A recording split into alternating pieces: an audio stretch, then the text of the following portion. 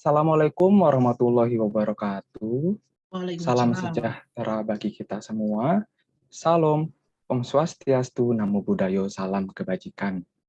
Bapak Ibu yang kami hormati, selamat bergabung di jaringan Zoom meeting pada pagi hari ini. Yang kami hormati Bapak Dr. Budi Waluyo, FHEA selaku narasumber. Yang kami hormati Bapak Dr. Musa Yosep, SIP MAK selaku Kepala Subkoordinator Beasiswa Unggulan Kemendikbudristek. Yang kami hormati Bapak Dr. Abdul Kahar, MPD selaku Kepala Pusat Layanan Pembiayaan Pendidikan Kemendikbudristek. Dan yang kami hormati hadirin sekalian yang sudah menyisihkan waktunya untuk mengikuti webinar pada pagi hari ini yang berbahagia. Kami ucapkan selamat pagi dan selamat datang di acara webinar 2 penulisan dan publikasi ilmiah dengan tema Kiat-kiat memilih jurnal internasional dan nasional bereputasi. Perkenalkan, saya Elang dari Fornas BU Pasca Sarjana yang akan memoderatori acara webinar kali ini. Webinar kali ini merupakan webinar kedua yang diselenggarakan oleh Fornas BU Pasca Sarjana. Sebagai informasi tambahan, kami menyediakan e-sertifikat untuk acara webinar ini. Dan bagi yang berminat, silakan mendaftarkan pada saat mengisi formulir presensi. Sedikit informasi bahwa setelah acara ini selesai, kami masih melaksanakan beberapa acara menarik lainnya. Untuk informasi lebih lanjut, jangan lupa untuk follow IG kami di fornas.bu Pasca Sarjana dan YouTube kami di Beasiswa Unggulan Pasca Sarjana. Selanjutnya, saya akan membacakan tata tertib untuk acara webinar hari ini. Yang pertama, pastikan perangkat Anda dapat terhubung dengan jaringan internet yang stabil. Yang kedua, peserta diwajibkan hadir di dalam ruangan Zoom 15 menit sebelum acara dimulai. Yang ketiga, peserta diharapkan untuk merubah nama dengan format nama _ instansi. Yang keempat, peserta diharapkan untuk mematikan mikrofon pada saat webinar berlangsung. Yang kelima, peserta diwajibkan untuk mengisi presensi yang akan dikirimkan setelah pemaparan materi. Dan yang terakhir, pada sesi tanya-jawab, peserta diharapkan untuk menyampaikan pertanyaannya pada kolom chat Zoom atau bisa menggunakan fitur raise hand. Baiklah, berikut tata tertib pada webinar kali ini. Dan sedikit informasi bahwa webinar ini diikuti oleh lebih dari 390 peserta. Selanjutnya, kita akan beralih ke sambutan-sambutan. Untuk sambutan yang pertama, akan disampaikan oleh Mas Ahmad Najmi Faris, selaku Ketua Forum Nasional BU Pasca Sarjana. Di tengah kita sudah hadir Mas Faris. Selamat pagi Mas Faris, bagaimana kabarnya? Selamat pagi Mas, Alhamdulillah baik. Alhamdulillah. Baik, selanjutnya kita dengar sambutan dari Mas Faris. Kepada Mas Faris, kami persilahkan. Selamat pagi, salam sejahtera untuk kita semua. Yang terhormat kepada Bapak Dr. Musa Yosep, selaku Kepala Subkoordinator Beasiswa Unggulan. Yang saya hormati juga kepada Bapak Dr. Budi Waluyo, selaku pemateri pada webinar kepenulisan yang kedua dari Fornas BU. Yang saya hormati juga kepada segenap tamu undangan dan juga panitia dari Forum Nasional Beasiswa Unggulan Pasca Sarjana, dan yang saya banggakan kepada 390 peserta yang sudah mendaftarkan dalam kegiatan webinar kepenulisan kedua Forum Nasional Beasiswa Unggulan. Pertama-tama, saya ucapkan banyak terima kasih karena teman-teman di hari libur, tetapi masih menyempatkan waktunya untuk bisa mengupgrade diri, dan juga ini merupakan kegiatan yang sangat positif, terutama bagi teman-teman pasca sarjana.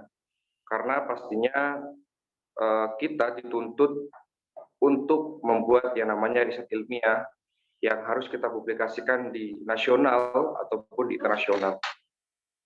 Selain itu juga teman-teman sekalian peserta, perlu saya sampaikan juga bahwa selain kegiatan webinar kepenulisan, kita juga sudah membuat kegiatan workshop dan juga mentoring yang memang sudah kita laksanakan beberapa bulan yang lalu dan sekarang masih juga berjalan, di mana mentoring tersebut itu adalah bagi teman-teman yang setelah kepenulisan melakukan kegiatan webinar kepenulisan dan ingin dibimbing oleh teman-teman BU Pasca Sarjana, kita bimbing tentang bagaimana cara menulis jurnal ilmiah baik nasional maupun internasional dan itu tanpa dikenakan biaya sama sekali.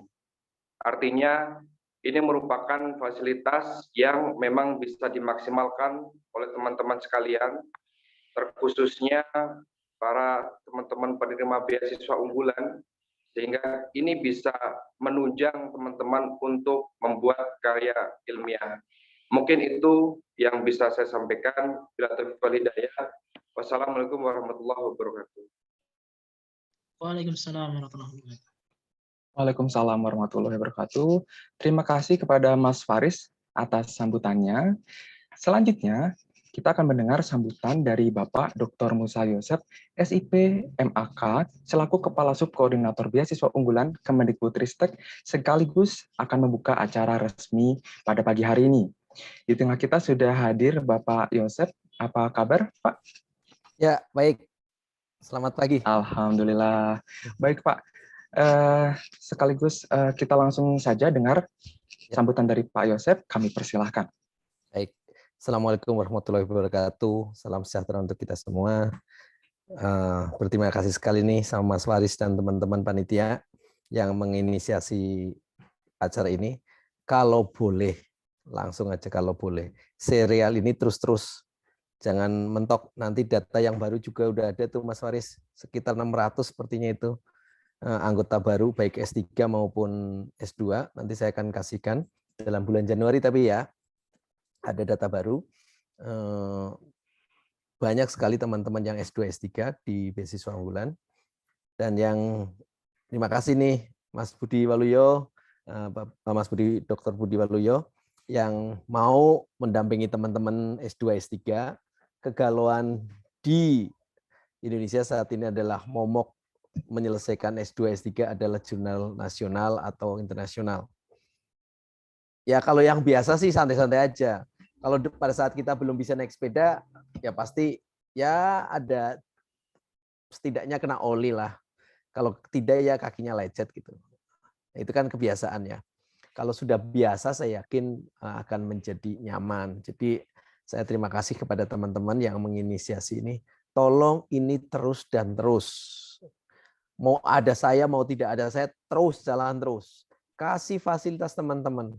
Jadikan forum ini betul-betul hidup, bahkan lama-lama menjadi trendsetter. Oh, kalau mau tanya tentang publikasi ilmiah, datang saja ke forumnya BU. Nah, itu kan karena tempatnya gitu loh. Apalagi tadi Mas Faris gratis, wah gratis, apalagi gratis. Tapi bayar kalau upload jurnalnya gitu loh. Gitu ya. Silahkan saja, ini tolong terus, jangan sampai energinya turun kepada teman-teman pasca sarjana. Jangan gara-gara jurnal nasional atau internasional yang dipersyaratkan kita terlambat. Kita tahu bahwa kalau S3 itu 3 tahun, beasiswa unggulan, setelah itu nggak punya ada lagi. Tapi kalau nanti ada teman kita, Mas Dr. Budi Waluyo membantu kita, saya yakin teman-teman S3 bisa berbondong-bondong untuk mengajukan beasiswa penelitian yang 50 juta.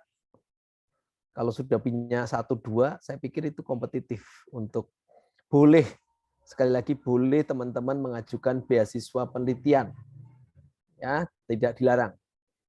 Itu yang pertama. Yang kedua, teman-teman ini kan S2 ya. S2 dan S3. Kalau boleh Mas Haris juga diinisiasi. Tahun 2024 ada pesta demokrasi. Mbok Yo diinisiasi workshop bagaimana menjadi konsultan politik yang baik dan benar atau gimana. Ini juga menarik karena itu menjadi peluang. Setidaknya teman-teman kalau ahli, karena ini kan ahli, saya yakin teman-teman di IT-nya jago, apalagi nanti diajarin bagaimana membuat polling, bagaimana bukan yang bagian kita bagian dapurnya lah, bagian menganalisis datanya dan seterusnya. Ya nggak apa-apa sekali-kali jadi tim sukses gitu. Berpengalaman di tahun 2024 gitu kan. Kalah nggak apa-apa, menang alhamdulillah gitu loh. Tapi setidaknya forum 5 tahunan ini sebagai ajang untuk juga kita menggunakan ilmu pengetahuan dari sisi aspek mencari atau mendorong para kandidat untuk maju di pilkada, pilnas, DPR itu. Ini gede banget teman-teman. Ini gede banget dan ini saya pikir perlu diinisiasi ya.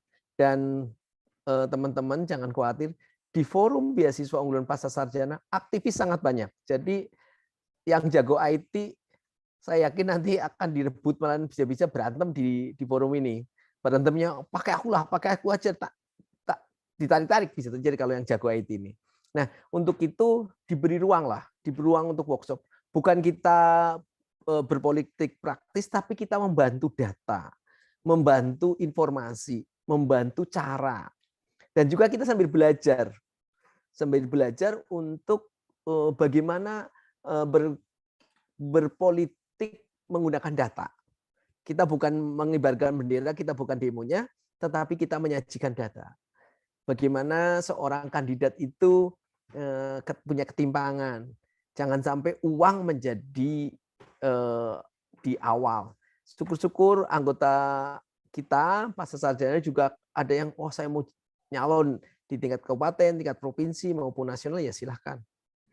Tapi forum ini mengajari bagaimana kita untuk melakukan konsultan di bidang kemenangan 2024. Itu gede banget. 443 kabupaten kota. 34 gubernur dan wakil gubernur. Terus presiden dan wakil presiden. Terus DPRD tingkat kabupaten, DPR provinsi, dan DPR nasional. Kita bukan berpolitik, ya silakan kalau teman-teman ada yang masuk ke politik, tapi kita masuk kepada bagaimana ini pesta demokrasi ini dilihat secara positif. Nah ini saran saja ke Mas Faris dan teman-teman panitia, kalau boleh, karena ada waktu 2 tahun untuk persiapan, seru. Nah, sekali-kali tim forum, tahu-tahu ada forum beasiswa unggulan nanti menjadi institut beasiswa unggulan apa gitu, masuk di Metro TV, kan seru gitu loh. Ya, semua dari Dokter Unair misalnya, kandidat dokter semua, kenapa tidak? Silakan saja. Ini karena ini pesta kita.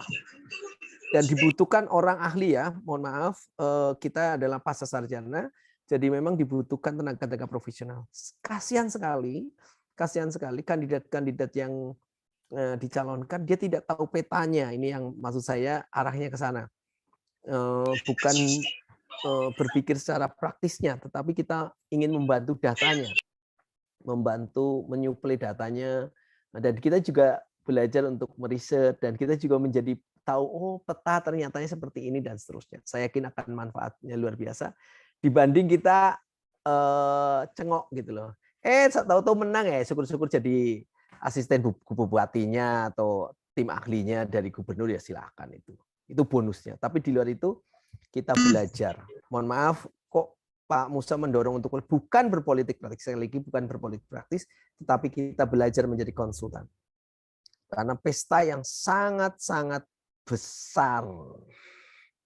Ini kalau tidak ambil peluang itu, menurut saya kita punya kerugian. Mohon maaf, sekali lagi saya bukan praktisnya, tapi saya melihat keilmuannya. Pesta mungkin di dunia baru kali ini akan terjadi. Pesta yang sangat besar. Berapa dana yang akan dibutuhkan? Syukur-syukur ada yang mau meriset, silahkan. Kan keren tuh. Persiapan pemilu 2024 menghasilkan dana tahu-tahu 1.000 triliun. Wah, ini kelok berarti. Berarti kan bisa ada, terjadi jangan menggunakan sistem politik seperti ini gitu. Ternyata boros setiap 5 tahun kita mengeluarkan dana dikonsumsi 1.000 triliun misalnya. Wah, itu kan luar biasa sekali misalnya. Kalau ya kan berbagai macam, silakan. Dan plus tadi saya setuju banget, kegiatan ini terus. Jurnal ilmiah, bila perlu jurnal, dan jurnal. Nah, karena di BU tidak melarang nanti yang S2, yang sudah masuk S2 sekarang jadi dosen, ya itu rezekinya. Kalau yang sudah sekarang S3 tahu-tahu melamar jadi dosen, ya itu keinginannya, ya silahkan saja. Yang jelas kita adalah NKRI, yang jelas kita adalah bagian dari bangsa ini yang akan memajukan. Tujuan beasiswa unggulan ada memberi kesempatan anak muda untuk berkontribusi dalam pembangunan. Itu jelas ya, ini teman-teman. Jadi kalau penerima beasiswa unggulan tidak berkontribusi, berarti dia mengalami kerugian. Ada satu informasi yang menarik. Satu orang beasiswa unggulan doktor dari teman difabel sekarang sudah menjadi komisioner difabel Indonesia. Saya yakin nanti ini 3 tahun, sekarang sih masih culun-culun, masih mahasiswa. Setelah sudah pada jadi master, jadi doktor, wah keren-keren. Silahkan. Jadi kami di beasiswa unggulan tahun ini memberikan 10 orang magister, 4 orang doktor di teman-teman difabel. Dia langsung bergabung dengan Komisi Nasional Difabel. Di sana ada anggota BU satunya. Moga-moga ini juga menjadi pencerahan bagi kita untuk penguatan teman-teman difabel. Tidak boleh diskriminasi. Kalau gimana Pak, cerita tidak boleh diskriminasi, alatnya aja kagak ada, jalurnya kagak ada, WC-nya belum diatur, tempat-tempat umum belum familiar dengan difabel. Oh, undang-undangnya, ya silahkan. Beasiswa unggulan mendorong anak-anak muda. Sekali lagi mendorong anak-anak muda untuk berkreasi. Ya, jadi saya sekali lagi mengucapkan terima kasih pada teman-teman panitia, terima kasih kepada peserta yang hadir pada kesempatan hari ini, dan terima pada sahabatku, Bapak Mas Dr. Budi Waluyo. Aduh, Mas, mohon bimbingannya, ini adik-adik kita. Jangan gimana ya kalau saya minta ini. Tidak boleh sekali, Mas. Harus berkali-kali. Ya, Mas Faris diminta nanti Mas Dr. Budi Waluyo untuk mendampingi kita terus. Karena kita butuh sekali. Kalau 1.000 penerima beasiswa unggulan bisa menghasilkan 4 jurnal, berarti akan jadi 4.000. Artinya kita sudah melewati Malaysia. Nah, kita sekali-kali peranglah di jurnal. Kenapa pemerintah memberikan beasiswa S2 banjir-banjirnya? Kita akan perang secara jurnal di dunia internasional. Katanya sih, kalau ada 1.000 doktor itu akan mempengaruhi sebuah negara, katanya sih. Tapi ya benar atau tidak. Tapi kalau ngelihat data, Finlandia, Swedia, Singapura, Korea, Jepang, orang yang terdidiknya semakin tinggi akan mempengaruhi pendapatan nasionalnya. Kalau penerima beasiswa unggulan semua memikirkan bangsanya, maka sejahteralah bangsa ini. Kami tidak melarang teman-teman untuk keluar negeri, bahkan misalnya merit sama orang luar negeri. Tetapi yang saya larang, tidak boleh hilang NKRI di dadaku. Itu aja pesan sponsornya. Terus saya akan dengungkan bahwa beasiswa unggulan selalu cinta kepada negara kesatuan Republik Indonesia. Terima kasih sekali lagi, dan kita buka dengan mengucap syukur kegiatan seminar nasional untuk workshop ya, workshop penulisan jurnal nasional maupun internasional yang didalangi oleh Mas Dr. Budi Waluyo. Kita buka. Terima kasih. Wassalamualaikum warahmatullahi wabarakatuh. Kami kembalikan ke MC. Wah, terima kasih banyak Pak Musa atas sambutan yang hangat pada pagi hari ini. Baik, selanjutnya ke acara launching dan progress report salah satu program dari BU Pascasarjana, yaitu program mentorship. Program ini akan disampaikan oleh Mbak Mela dari Divisi Ristek Fornas BU Pascasarjana. Baik, kepada Mbak Mela, sudah siap? Baik, kepada Mbak Mela, kami persilakan. Assalamualaikum warahmatullahi wabarakatuh. wabarakatuh. Terima kasih atas kesempatannya. Yang terhormat Bapak Dr. Musa Yosef selaku Subkoordinator Beasiswa Unggulan, Bapak Dr. Budi Waluyo selaku pemateri, segenap panitia dan tamu undangan serta seluruh peserta webinar pada pagi hari ini. Perkenalkan, saya Muati Dila Rahma dari Divisi Ristek Formas BU Pasca Sarjana akan menyampaikan progres report dari agenda kami. Adapun salah satu program kerja kami yang telah berjalan adalah mentorship, di mana program mentorship ini merupakan agenda lanjutan dari kegiatan webinar pertama, yaitu terkait penulisan ilmiah. Konsep proker ini yaitu dimulai dari pengelompokan draft, peserta sesuai rumpun keilmuan, kemudian proses pembimbingan mentor, pengarahan dan pendampingan jurnal, serta pendampingan dalam proses submit hingga draft tersubmit.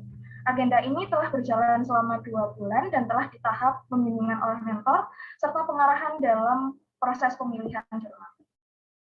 Kemudian next, berikut merupakan mentor dan pendamping mentor yang telah memiliki beberapa pengalaman dalam publikasi jurnal ilmiah pada bidang sosial humaniora dengan mentor Handar Subandi Baktiar, pendamping mentor yaitu Agung Marsalindo dan Melati Jila Rahma dengan peserta Iklimah Farusifa, Fitria Mustafa dan Lulu Syifa Pratama. Kemudian pada bidang sains dan teknologi yaitu didampingi langsung oleh Kison Muhammad Diki Permana serta Ahmad Nasmi Faris dengan peserta Niko Mangyanti Suartini, Ika Wahyuni, Jul Frianto Lamali, dan Rena Susanto. Kemudian pada bidang kesehatan dengan mentor Mutiara Sintanoviar dan Arman Syah Maulana Harahap, didampingi oleh Teza Ahmad Maulana dengan peserta Devi Maya, Vera Situorma, Nika Arianti, Farah Zativa, M. Dodi Prasianto, Fresyama, dan Sri Widyastuti. Kemudian pada bidang pendidikan dengan mentor Okta Lesagia dan pendamping mentor Agung Ardiansyah, peserta grup yaitu Eko Nurwibowo, Petri Priyati, Gusti Widianti, dan Miftahul Jana. Harapan kami di akhir bulan Desember seluruh draft peserta dapat tersubmit. Semoga agenda yang telah kami konsep dapat menjadi wadah untuk proses bersama, menjadi generasi unggul kebanggaan bangsa Indonesia.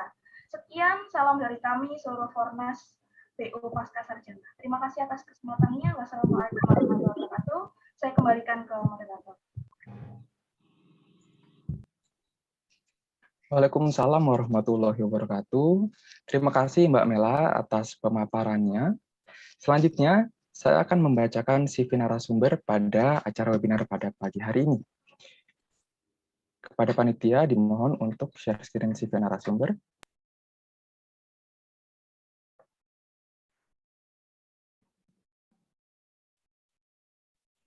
Baik.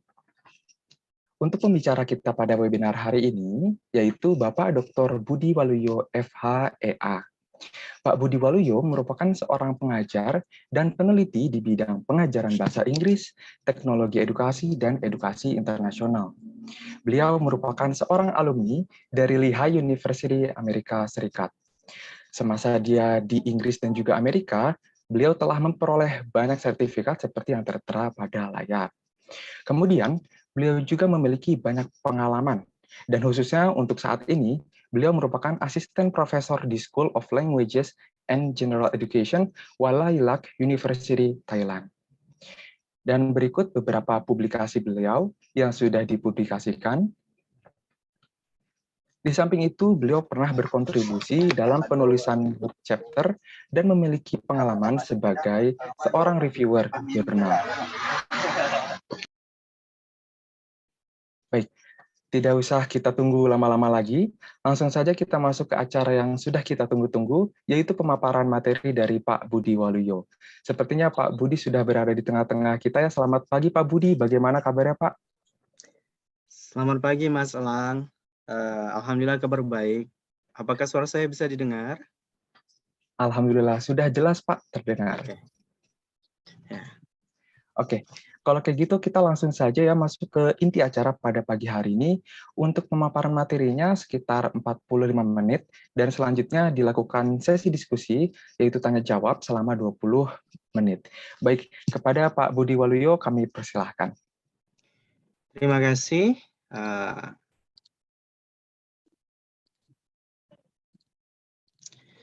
Assalamualaikum warahmatullahi wabarakatuh. Selamat pagi semua. Semoga kabar baik di tengah-tengah situasi yang kurang mengenakan sekarang ini, semoga kita senantiasa dilindungi oleh Tuhan Yang Maha Esa, senantiasa jaga protokol kesehatan, jaga diri, jaga keluarga, dan juga kalau kita menjaga diri dan keluarga, insya Allah yang lain juga bakal terjaga dari virus ini. Semoga kita sehat selalu sampai semuanya berakhir ya. Terima kasih teman-teman sudah hadir di sesi ini. Nama saya Budi Waluyo. Saya to the point aja ya. Jadi saya dosen di Walalak University di Thailand. Saya juga pendiri sekolah TOEFL. Kalau ada mahasiswa sekolah TOEFL di sini udah lama. Di momen saat ini saya akan sharing tentang memilih jurnal internasional dan nasional berprestasi. Saya mau cerita sedikit. Jadi saya lulus S3 di Amerika tahun 2017. Tahun 2017, lalu saat saya S3, saya ada publikasi. Tetapi publikasi di jurnal internasional bukan syarat kelulusan waktu itu. Jadi ketika saya lulus tahun 2017, saya diterima kerja di Walalak University di tahun 2017 juga, akhir tahun. Saat itu saya belum tahu banyak tentang jurnal internasional, terutama Scopus. Di tahun 2019, saya mulai publish paper di jurnal terindeks Scopus. Tahun 2019 ada 2. Tahun 2020 ada 3 publikasi. Di tahun 2020 saya mulai komit. Jadi 1 bulan saya menyelesaikan 1 manuskrip. Makanya di tahun 2021 sekarang ini, di saat ini sampai hari ini, saya sudah mendapatkan 10 publikasi di jurnal terindeks Scopus. 2 publikasi akan datang di akhir bulan ini. 2 publikasi akan datang di tahun depan, sudah dijadwalkan.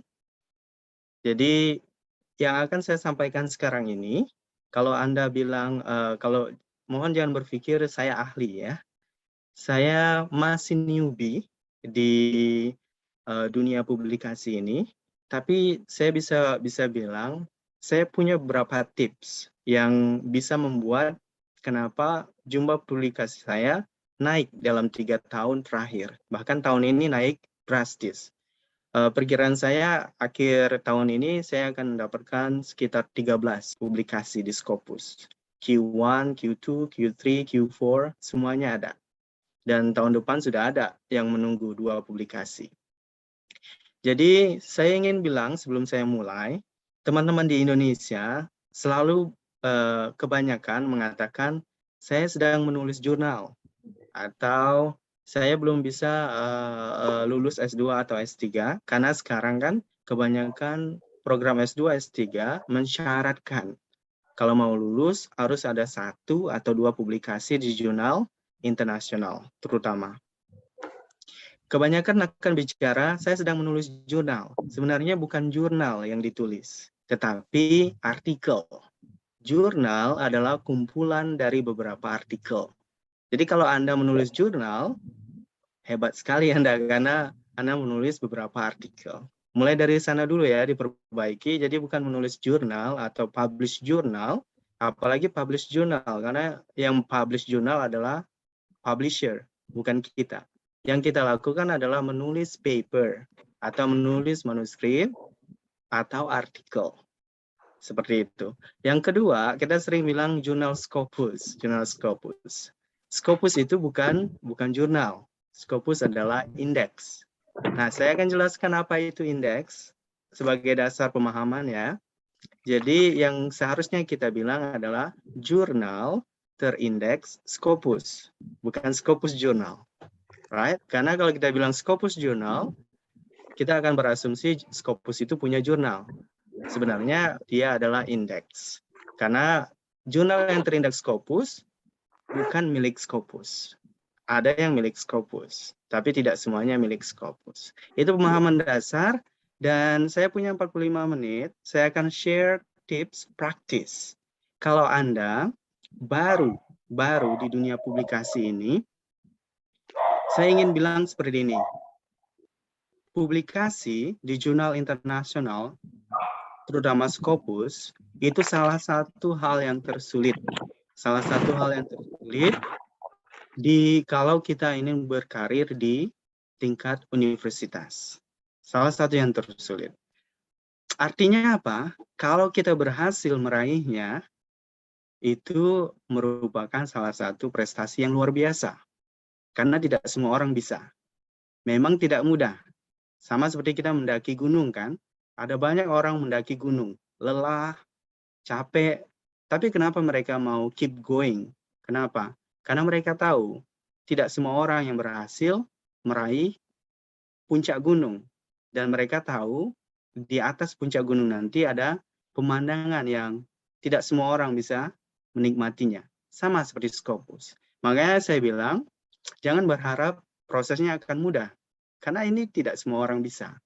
Tetapi, once you can get it, it will be something wonderful. Ya, ketika kita dapat sesuatu yang sangat-sangat berguna untuk kita karir di universitas. Tingkat higher education. Saya mulai langsung aja ya, satu persatu. Jadi yang pertama, tadi saya bilang menulis artikel atau paper, bukan menulis jurnal atau publish jurnal. Ada pertanyaan seperti ini dulu, dasar ya. Jadi yang kita harus cari ketika kita sedang menulis paper, itu jurnalnya dulu yang dicari, baru menulis papernya atau manuskrip, atau nulis manuskrip dahulu, baru mencari jurnal. Karena ada sebagian yang manuskripnya sudah selesai, tapi bingung mau submitnya kemana. Atau ada yang jurnalnya udah dapat, tapi manuskripnya belum selesai. Ini yang mana dulu yang harus diselesaikan? Menurut saya, keduanya bisa go together, bisa dilakukan bersamaan. Kalau kita lebih mudah menulis manuskrip dahulu, tulislah dulu manuskrip. Tetapi biasanya ketika kita menulis manuskrip, kita akan explore jurnal. Saat dalam proses ini, kita akan punya pengetahuan jurnal-jurnal yang fit dengan topik ini kita, topik riset kita. Bisa juga mencari jurnal dahulu, seperti saya dulu pernah saat di awal-awal di tahun 2019, saya baca beberapa jurnal dan saya punya jurnal favorit. Ingin sekali publish di sana. Jadi saya pelajari artikel yang publish di sana, baru saya menulis manuskripnya. Alhamdulillah publish di sana. Nah, kedua proses ini bisa dilakukan bersamaan dan tidak perlu ada, memang akan ada at some point di satu situasi Anda merasa saya ada manuskrip tapi bingung mau mencari jurnalnya di mana. Itu lebih one step ahead, masih mending, masih lebih baik daripada yang sudah ketemu jurnalnya tapi manuskripnya belum dapat. Nah, saya akan memberikan beberapa tips juga terkait ini. Kita langsung saja pemahaman dasar, ya. Tadi saya bilang bukan jurnal Scopus, tapi jurnal terindeks Scopus. Jadi indeks itu apa? Indeks itu adalah database. Kalau bahasa Indonesianya database. Database itu kalian punya flash drive ya, pernah ya? Atau Google Drive tahu ya? Nah, itu adalah database. Database maksudnya tempat storage, tempat menyimpan. Nah, journal indexes itu adalah database, tempat menyimpan. Jadi kalau Anda terbit artikel di jurnal terindeks Scopus, ketika orang buka database Scopus dan mengetik nama Anda, mereka akan mendapatkan artikel Anda. Nah, itulah yang namanya database. Kalau Anda tidak pernah publish di jurnal terindeks Scopus, ketika orang mencari nama Anda di Scopus, pasti tidak akan ada. Nah, itulah yang namanya indeks. Dan indeks jurnal itu ada banyak sekali. Ketika Anda membuka jurnal, misalnya ya, saya kasih contoh, membuka jurnal misalnya, jurnal ini ya, Journal of English Language Teaching and Linguistics. Ketika buka jurnal ini, Anda biasanya melihat ada sesi ini ya. Banyak sekali. Jangan bingung, jangan bingung. Karena biasanya kita bingung, ini jurnalnya, indeksnya banyak sekali ini. Pasti jurnal bagus. Belum tentu. Jadi, gimana cara melihat indeks jurnal? Cara melihat indeks jurnal yang bagus adalah Anda harus melihat punya standar patokannya. Indeks jurnal tertinggi yang diterima di seluruh dunia secara internasional itu adalah Scopus dan Web of Science. This one. Atau orang sering menyebutnya ISI. ISI itu tidak ada lagi. Dulu ada ISI. Kemudian diakuisisi sama Web of Science atau Thomson Reuters. Jadi sekarang yang kita menyebutnya Web of Science, karena ada juga indeks tipu-tipu ya, dia menyingkatnya dengan nama ISI, tapi itu sebenarnya bukan ISI yang diterima secara internasional. Jadi dua indeks ini adalah indeks tertinggi. Ketika melihat jurnal, jangan pusing melihat indeks-indeks yang ada. Lihat aja, ada nggak salah satu dari ini. Dan juga nanti saya akan kasih tahu bagaimana cara mengeceknya. Ketika saya bilang ini indeks tertinggi, maksudnya apa? Salah satu yang bisa Anda lakukan setelah berhasil publish di jurnal terindeks ini adalah, kalau Anda bisa publish di sini, kemungkinan besar Anda bisa publish di sini. Jurnal-jurnal terindeks yang di bawahnya. Nah, makanya saya bilang, patokan Anda adalah indeks tertinggi. Dua ini, Web of Science dan Scopus. Setiap negara juga punya national index.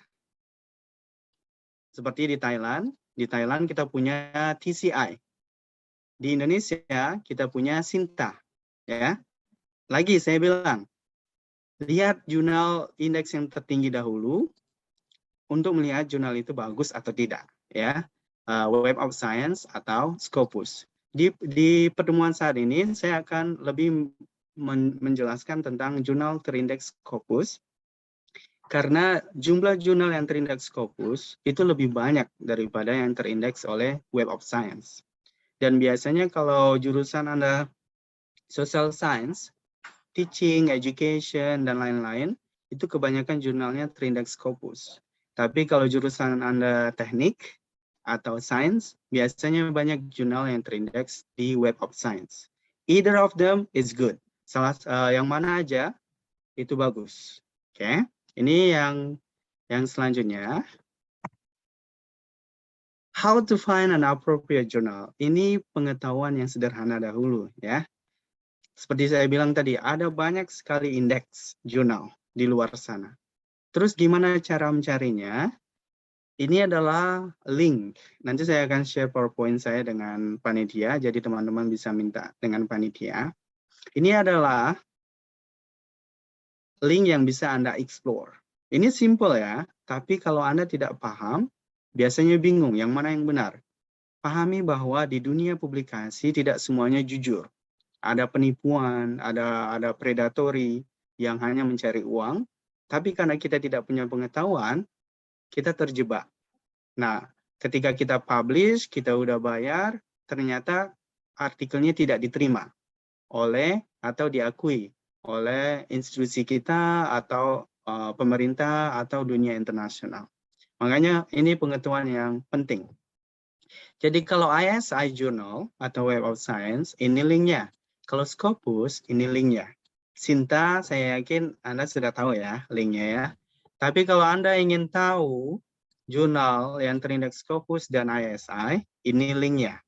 Saya akan demonstrasikan sedikit ya, biar jelas sedikit. Jadi kalau Anda buka Scopus, ini penampakannya nanti di link. Dan Anda bisa klik sources di sini untuk mencari nama jurnal. Ini kalau Anda ingin mencari author. Jadi kalau misalnya Anda melihat nama saya, Anda bisa cari nama saya di sini, dan Anda bisa lihat berapa banyak publikasi yang saya miliki. Jadi kalau Anda publish di jurnal terindeks Scopus, Anda seharusnya bisa mencari nama Anda di sini. Dan Anda akan punya Scopus ID. Yang punya Scopus ID hanya orang-orang yang pernah publish di jurnal Trindex Scopus. Jadi itu sebuah prestige juga. Nah, saya demonstrasikan pertama sources ya. Jadi ini Scopus website. Anda tinggal tulis nama jurnalnya apa ya. Kalau Anda sudah punya nama jurnalnya, maka Anda bisa mencarinya di sini. Di jurnal di Scopus database ini di websitenya. Tapi kalau Anda belum tahu nama jurnalnya, Anda bisa pergi ke website ini, namanya Scimego. Anda seharusnya menghabiskan banyak waktu di website Scimego ini, karena Anda harus tahu medan pertempuran dalam istilah saya yang harus Anda taklukkan. Jadi Anda harus tahu amunisi yang Anda miliki apa. Kalau Anda belum pernah eksplor website ini, atau hanya 1-2 kali buka website ini, berarti Anda belum serius ingin punya publikasi di jurnal Trindex Scopus. Kenapa? Karena pengetahuan tentang, jurnal ini, saya tahu, itu Q1. Jurnal itu, saya tahu, itu Q3. Itu artinya orang yang bisa menjawab seperti itu, dia udah menghabiskan banyak waktu tiap hari eksplor di website ini. Nah, biasanya yang membuat kita sulit karena kita belum punya knowledge itu dan tidak menghabiskan banyak waktu untuk mempelajarinya. Caranya mudah sebenarnya. Kita bisa lihat jurnal ranking, kita bisa pilih subject area-nya yang mana, kita bisa pilih tipenya apa, jurnal, dan kita bisa juga pilih jurnalnya based di apa. For example, saya ambil misalnya ini ya, areanya Arts and Humanities. Saya mau yang di Asia aja. Maka akan muncul seperti ini. Kita bisa melihat Q-nya, Q rankingnya, ya kan? Kalau Anda mau lihat lebih detailnya, Anda bisa klik. Kemudian bisa pergi ke homepage-nya. Di sini ada homepage-nya. Klik, kemudian Anda bisa buka homepage jurnalnya. Saya akan jelaskan kenapa ini penting, pengetahuan tentang ini penting. Nanti di sesi selanjutnya, ya. Di Web of Science sama seperti Scopus juga. Kalau Anda sudah mendapatkan nama jurnalnya. Kalau belum tahu nama jurnalnya, pergi ke Scimego. Anda juga bisa lihat this one, yang ini, tentang jurnal Trindex Web of Science aja, kalau itu yang mau Anda munculkan. Selanjutnya, kalau kita sudah paham, terus bagaimana dengan Sinta, Pak? Bagaimana dengan Sinta? Kalau saya bilang, Sinta adalah local index, national index, sama seperti di Thailand. Kami punya di sini ada Thai Citation Index namanya. Saya yakin teman-teman di Indonesia lebih paham cara menggunakan Sinta, website Sinta. Sebenarnya operasinya sama seperti menggunakan website Scopus, ya. Anda bisa cek nama jurnalnya, juga bisa cek ranking Sintanya. Hanya saya bilang teman-teman, nanti saya akan kasih salah satu tipsnya. Teman-teman, ketika kita aim for the highest, kalau kita tujuannya yang lebih tinggi, Scopus atau ISI, itu cenderung ketika kita mengirim ke jurnal yang di bawahnya, biasanya lebih mudah. Seperti misalnya kita mendaki ke puncak, itu lebih sulit daripada turun ke bawah, ya kan? Kalau Scopus itu puncaknya, sulit memang, tapi ketika turun ke bawah, indeks yang di bawah lebih mudah kita tembus. Karena kita sudah melewati banyak rintangan untuk mencapai puncak itu, ya kan? Nah, kita langsung saja ke tips selanjutnya.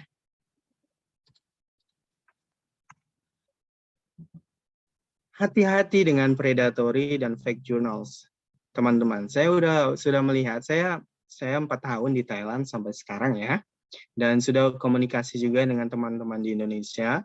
Memang kebanyakan kita inginnya punya shortcut, ya kan? Tapi shortcutnya tidak halal, tidak jujur. Nah, itu yang harus kita perbaiki dan hati-hati.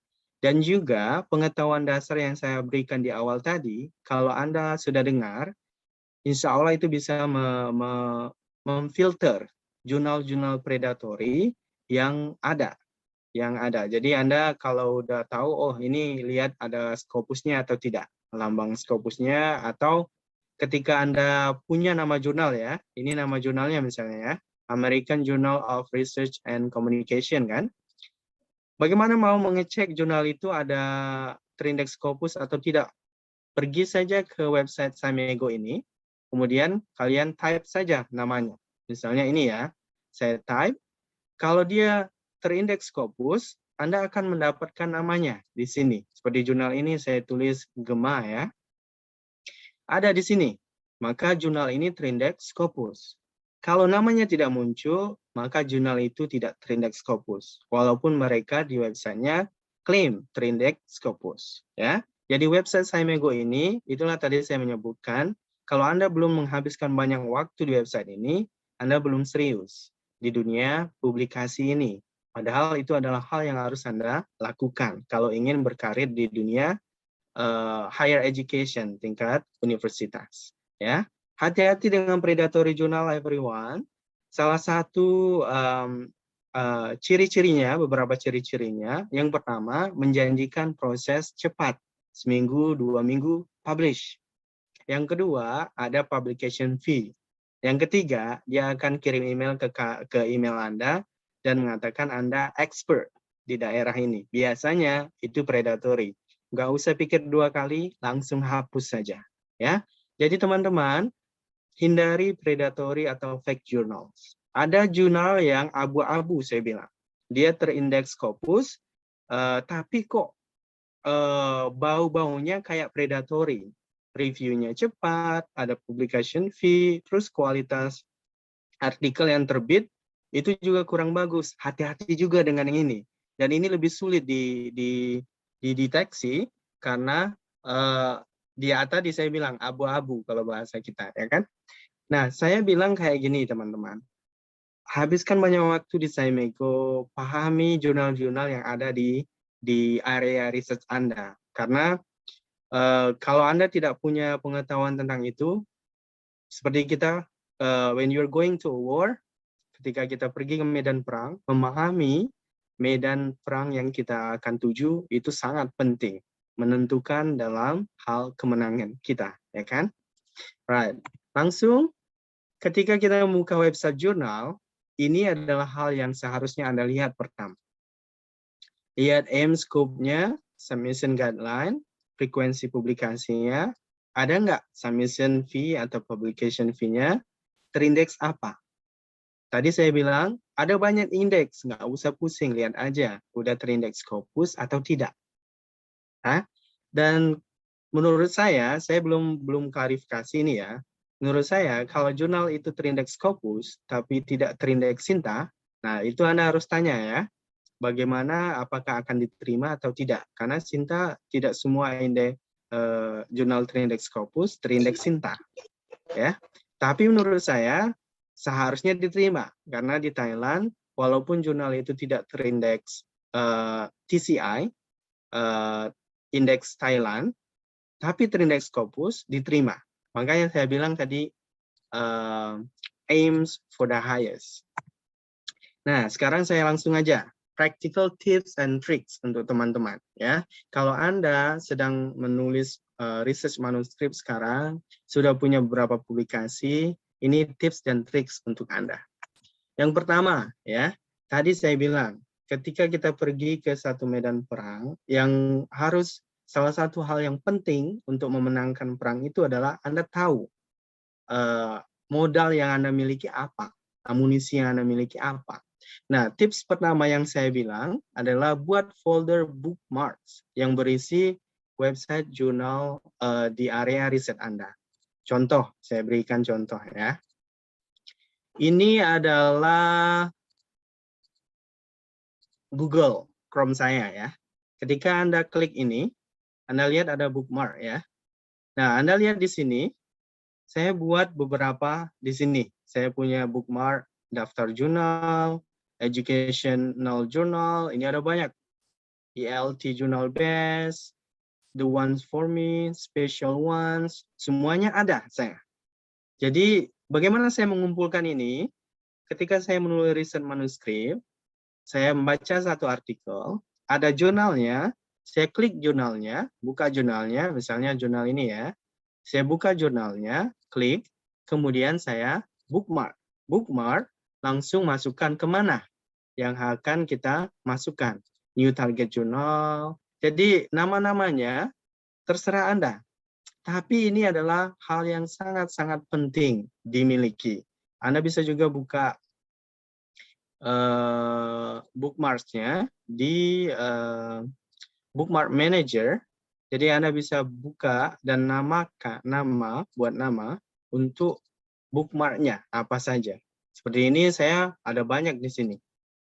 Jadi kalau tadi pertanyaan di awal ya, nulis manuskrip dulu baru cari jurnal atau cari jurnal dulu baru nulis manuskrip, sembari buat bookmark seperti ini. Karena ketika Anda butuh, Anda tahu di mana Anda mencarinya. Ya. Selanjutnya, itu sederhana ya. Yang kedua, selalu targetkan jurnal terindeks Scopus. Saya bilang teman-teman, terindeks Sinta bagus.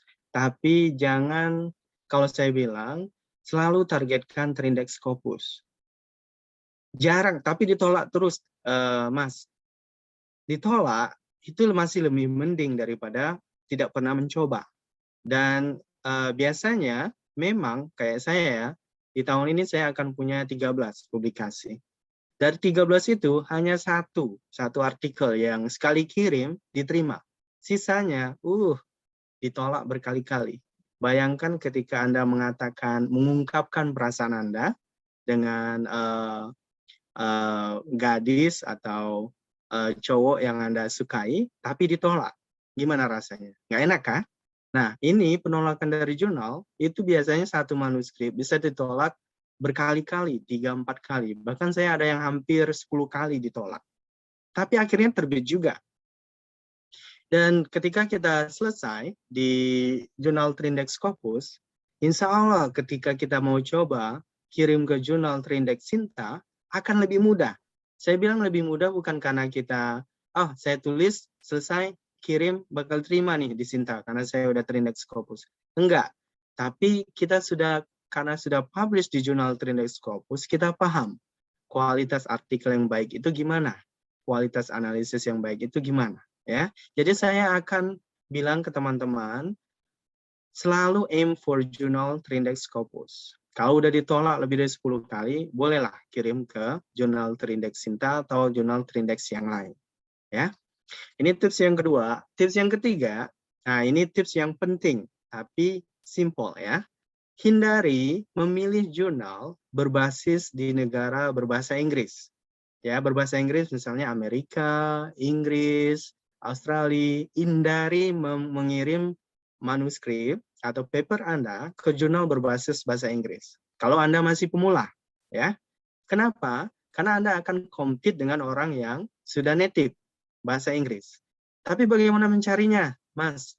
Carinya, tadi saya bilang, di website Scimego. Ketika Anda buka website Scimego, ya, website ini, ya, Anda belum tahu nama jurnalnya, klik jurnal ranking, kemudian Anda bisa spesifikkan negara atau benua mana yang mau kalian tuju. Jurnal yang basisnya di negara atau benua mana.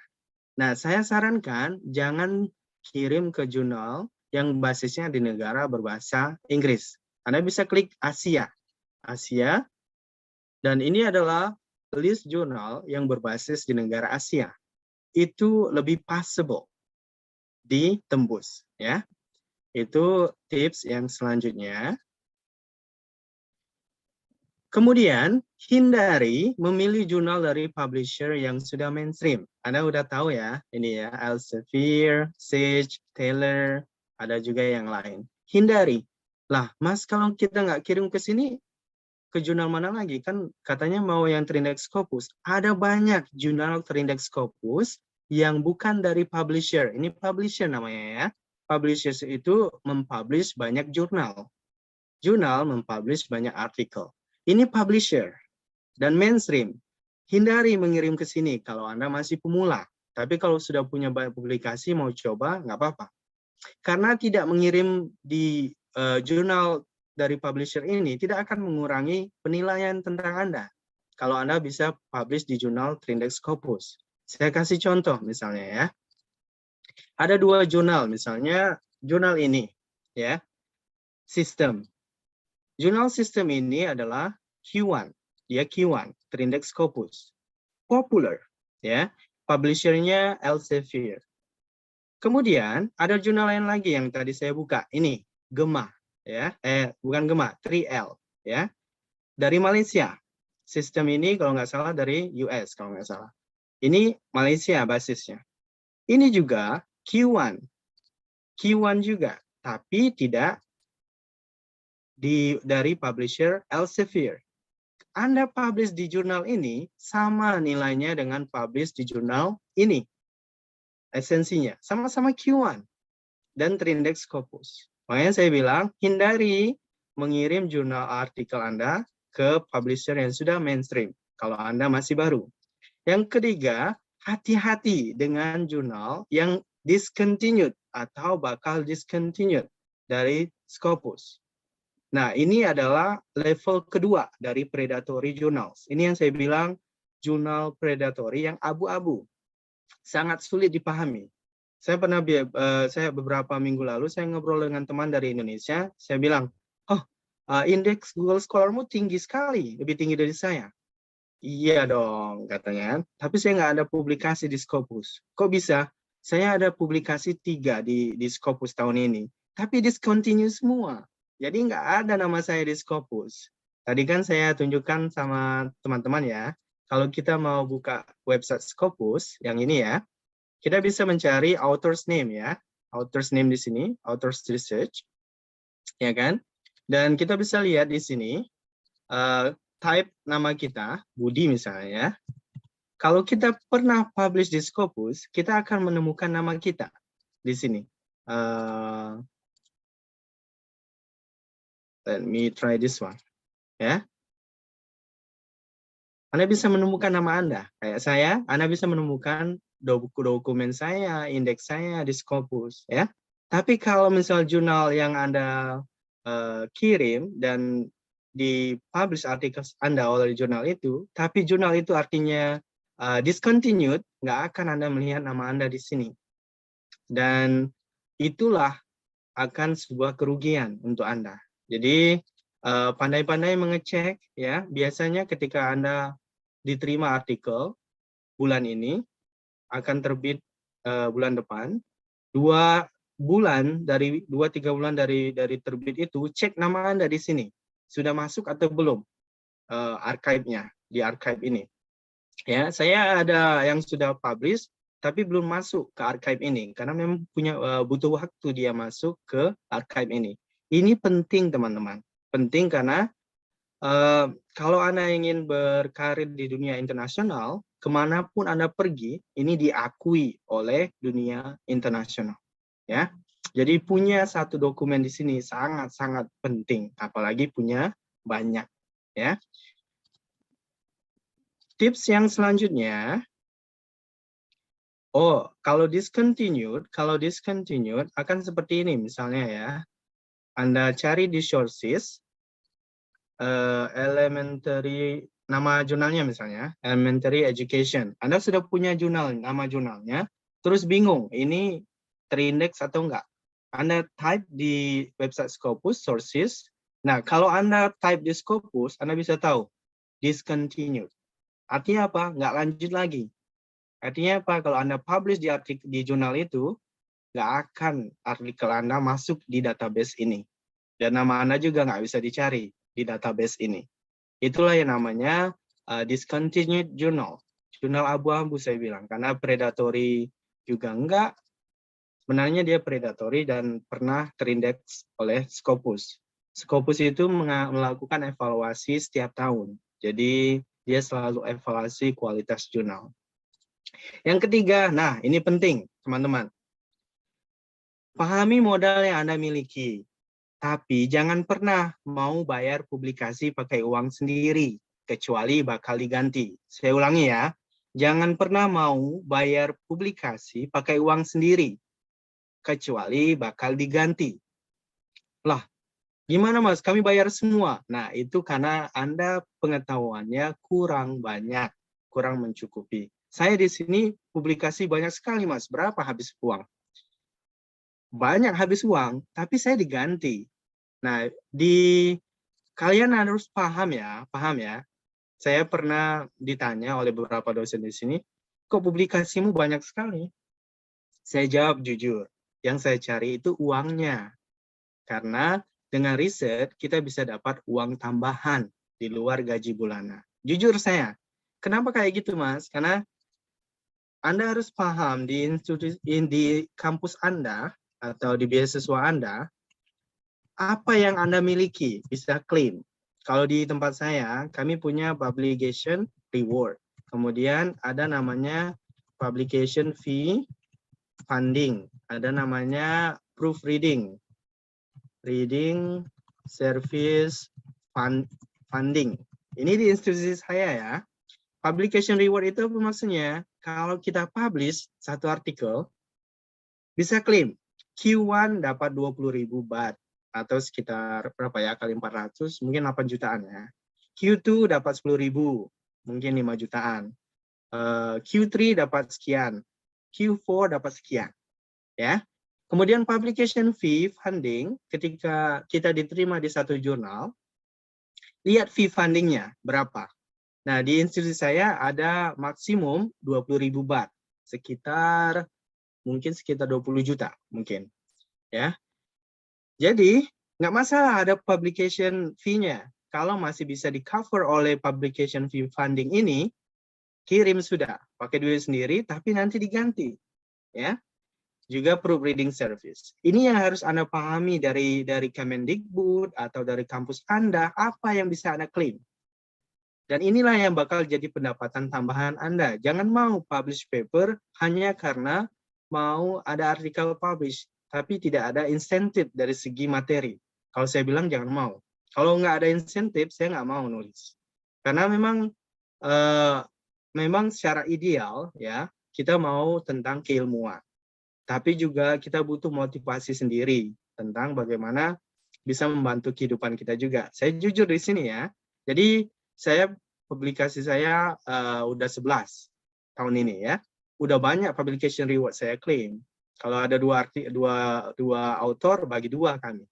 Dan ini yang jadi motivasi saya sebenarnya. Karena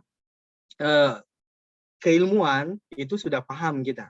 Tinggal tambahannya. Ya, jadi pahami di kampus Anda, tanya ada publication reward nggak? Kalau kita publish dapat reward nggak? Terus berapa ya publication fee yang bisa dibantu oleh kampus? Lagi, jangan mau publish artikel pakai uang sendiri, kecuali diganti. Oke? Dan selanjutnya, Anda penting punya role model. Ingat, Anda tidak bisa memahami sesuatu sendiri. Jadi Anda harus paham role model yang Anda miliki apa. Siapa? Anda bisa gunakan Twitter, website research, Academia, ResearchGate, ORCID, even Google Scholar. Saya jelaskan, kasih tips ya, beberapa ya. Yang pertama, Anda harus baca artikelnya dulu, orang itu, kemudian baca analisanya sesuai dengan riset metode Anda atau tidak. Kayak saya ya, saya sudah menemukan beberapa role model saya. Analisanya kuantitatif, saya kuantitatif. Jadi setiap kali saya menulis manuskrip, saya akan mengacu ke dia. Dan saya juga dapat topik-topik riset dari topik dia. Melanjutkan riset dia juga. Area dia juga. Ada 1-2 paper saya bahkan meniru riset desain dia. Tapi konteksnya berbeda. Konteks dia di Inggris, konteks saya di Thailand. Beda. Tapi riset desain, procedure, saya tiru. Questionnaire, data analisis, saya tiru dari dia. Makanya penting memilih role model yang pas. Role model saya bukan qualitative researchers, karena saya kuantitatif. Nah, ini juga sembari dalam proses membaca artikel yang sudah terbit, pahami yang mana nih role model yang bisa saya ikuti. Kalau dia ada di Twitter, follow account-nya. Kalau ada di ResearchGate, follow account-nya. Kalau ada di ORCID, buka account-nya. Baca satu persatu artikel. Ini penting. Yang kedua, Anda harus bangun personal learning networks. Ini adalah term di akademik yang muncul di tahun 2000-an. Ya. Personal learning networks ini artinya apa? Anda harus keep updated yourself. Harus update diri kita tiap hari. Nggak bisa nggak. Ya. Kita punya handphone, ketika kita menunggu antrian, kita bisa baca. Dapat research updates, bisa juga hal-hal yang terkait research. Seperti itu. Nah, salah satunya yang bisa Anda lakukan, explore Scopus Index Journal dengan menggunakan SciMego website tadi. Atau yang selanjutnya, kalau Anda mau gunakan, adalah Google Alert di Google Scholar. Saya kasih tahu, ini simple. Ya. Misalnya Anda buka Google Scholar ya. Google Scholar. Nah, ini Google Scholar saya ya. Kalau Anda buka Gmail Anda bisa. Anda lihat di sebelah sini, sebelah kiri. Ya, sebelah kiri. Ini sebelah kiri ini Anda bisa klik, kemudian ada yang namanya alert. Anda klik, kemudian Anda bisa type alert apa yang Anda mau dapatkan. Dan ini biasanya keywords, research yang Anda ingin dapat update tiap minggu. Kayak saya tulis ini banyak saya alertnya. Nanti dia akan masuk ke Gmail Anda tiap minggu. Anda tinggal lihat, baca, oh ini saya mau baca ini. Tinggal klik, baca. Ya, sambil nunggu antrian di bank, Anda bisa baca. Dan itu yang namanya personal learning network. Sama di Twitter juga. Di Twitter, Anda bisa gunakan fitur likes. Ya, contoh ya. Ini misalnya ya. Saya baca ini. Oh bagus nih orang ini. Saya like. Artinya nanti saya bisa baca di sini. Nah, ini ada banyak artikel yang saya like dan bisa saya baca saat saya menunggu antrian atau menunggu teman atau menunggu makanan datang dan lain sebagainya. Ini yang kita sebut personal learning networks, everyone. Tip yang ke-9, pahami jenis-jenis publikasi. Karena research article bukan satu-satunya jenis publikasi. Sekitar 5 menit lagi ya panitia ya. Pahami jenis-jenis publikasi karena research article bukan satu-satunya publikasi. Ya. Ini contohnya ya. Ada yang namanya research articles. Ini adalah yang paling tinggi, Artinya apa? Kalau Anda menulis research articles, be ready, siap-siap akan ditanya tentang keoriginalan idenya. Kemudian banyak kritik dan prosesnya sangat-sangat panjang. Bisa sampai setahun atau 2 tahun. Dan siap ditolak beberapa kali. Ya. Tapi kita punya juga yang namanya brief reports. Brief report itu lebih sederhana. Jadi tidak banyak theoretical framework-nya, langsung saja menjelaskan prosedur research-nya gimana. Analisanya, data collection, discussion, result. Theoretical framework-nya tidak terlalu dilihat. Ada juga namanya research in practice atau progress. Hanya 1000 kata, publish. Oke. Ada juga namanya classroom observation, 1000 kata hanya 1000 kata. Mohon maaf. Jadi, yang selanjutnya ada software review. Bagaimana tahu tentang ini, Mas? Anda ketika membuka jurnal, website jurnal, lihat ke bagian authors guidelines atau ke bagian information for authors. Anda akan mendapatkan informasi tentang ini. Tidak semua jurnal punya brief report. Tidak semua jurnal punya classroom observation. Makanya saya bilang tadi, kalau Anda juga explore journals, bookmark websitenya, terus juga bookmark yang mana yang ada brief report. Jadi tidak harus publish research articles. Saya tadi bilang saya akan punya 13 publikasi ya. Tidak semuanya research articles. Ada yang brief reports, ada yang classroom observations. Tapi teman-teman, mau tipe mana aja yang Anda publish, nilai value-nya itu sama yang kita lihat. Kalau Anda publish observation, classroom observation ya, di Q1 Journal, teman Anda publish research articles di Q1 Journal, sama, Anda sama-sama punya publikasi di Q1. Di institusi saya, reward-nya itu sama. Workload-nya, beban kerjanya sama. Makanya Anda bisa publish multiple papers in a year, dalam setahun. Oke, jadi pahami ini teman-teman. Yang selanjutnya, tips yang terakhir teman-teman ya. If you cannot do it alone, collaborate. Collaborate. Kalau Anda tidak tahu apa-apa, kolaborasi. Lihat orang yang sudah bisa dan kolaborasi dengan dia.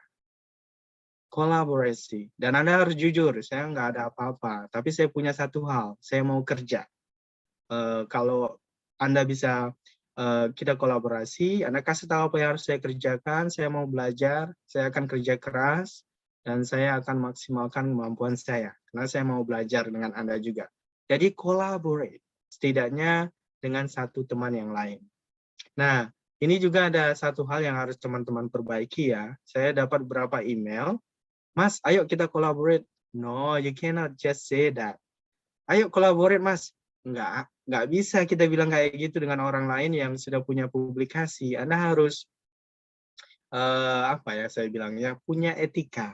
Etika, bagaimana etikanya ketika Anda menghadap seseorang yang lebih berpengalaman dengan Anda dan mencari cara komunikasi agar orang itu mau kolaborasi dengan Anda. Nah, ini sederhana ya, tapi etika is important kalau Anda mau kolaborasi ya. Makanya saya bilang, if you cannot do it alone, collaborate. Oke? Nah, ini adalah tips terakhir dari saya, teman-teman. Sebelum saya akhiri presentasi saya ingin menyampaikan ini, teman-teman. Saya ingin mengulangi apa yang saya sampaikan di awal tadi. Publikasi di jurnal Trindex Scopus itu tidak mudah. Ya. Tapi ketika Anda berhasil, Anda sudah melewati salah satu proses tersulit di dalam hal berkarir di higher education atau tingkat universitas. Dan tidak semua orang bisa melakukan itu. Jadi, this one is worth doing, worth fighting. Jadi, publish di jurnal Trindex Scopus itu pantas diperjuangkan, pantas untuk saya bilang fighting until the end. Itu mungkin moderator dari saya. Terima kasih. Assalamualaikum warahmatullahi wabarakatuh. Waalaikumsalam warahmatullahi wabarakatuh. Wah, luar biasa sekali ya teman-teman materi yang sudah disampaikan oleh Pak Budi. Bisa dibilang bahwa pemaparan materinya sangat padat dan juga menarik ya.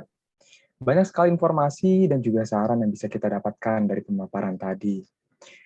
Oke, kalau kayak gitu kita lanjut ke sesi selanjutnya, yaitu sesi tanya-jawab. Sebagai sedikit informasi bahwa bagi peserta yang ingin bertanya, silakan kirim pertanyaannya melalui kolom chat Zoom atau bisa menggunakan fitur raise hand.